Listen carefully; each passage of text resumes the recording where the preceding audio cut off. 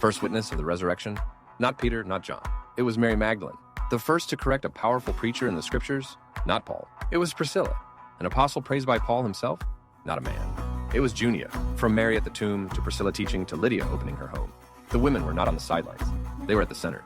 When we think of the first believers, we usually picture Peter, James, John, or Paul. But what about the women? Step back into the world of first-century Judaism. This was not a culture where women were absent. They prayed in the synagogues. They offered vows in the temple. They kept the feasts of Israel. And throughout Scripture, women had already played decisive roles in God's story. Miriam the prophetess, leading Israel in song. Deborah the judge, bringing deliverance. Esther the queen, standing for her people. So when women appear in the Gospels and Acts, this is not a break from Israel's tradition. It is a continuation of it. Mary Magdalene was the first witness of the resurrection. Luke 8 tells us that Mary, once delivered from 7 demons, became a devoted follower of Yeshua. She traveled with him. She supported his ministry with her own resources. She was there at the cross when most of the disciples fled. And on the third day, while it was still dark, she came to the tomb. John 20 describes her standing outside weeping. Then Yeshua speaks her name, Mary. In that instant, she recognizes him and cries out, Rabboni, that is, my teacher, my master. And he gives her a mission.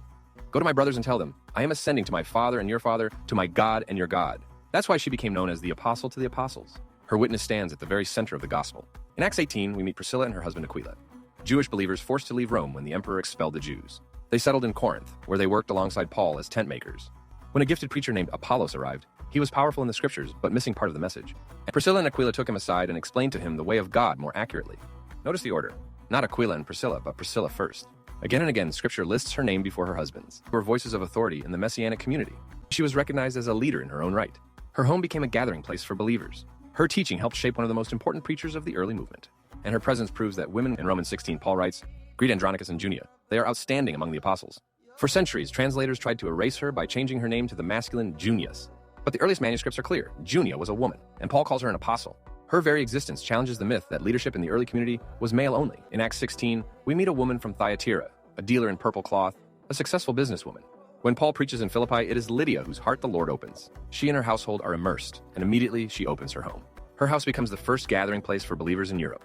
Tabitha Dorcas, Acts 9:36, calls her a disciple, known for her good works and acts of charity. When she dies, the community is devastated. Peter comes, prays, and she is raised from the dead. Her life of service was so central that God used her story as a testimony to the whole city of Joppa. These women were faithful witnesses that the Messiah of Israel had risen, and that his movement was alive within Israel's covenant life. Their stories shatter the myth that the first believers were building a new religion. Instead, they reveal the truth. The movement of Yeshua was the continuation of Israel's story.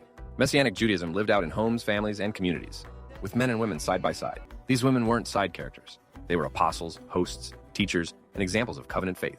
Their stories were written into the fabric of the New Testament, even if later history tried to silence them.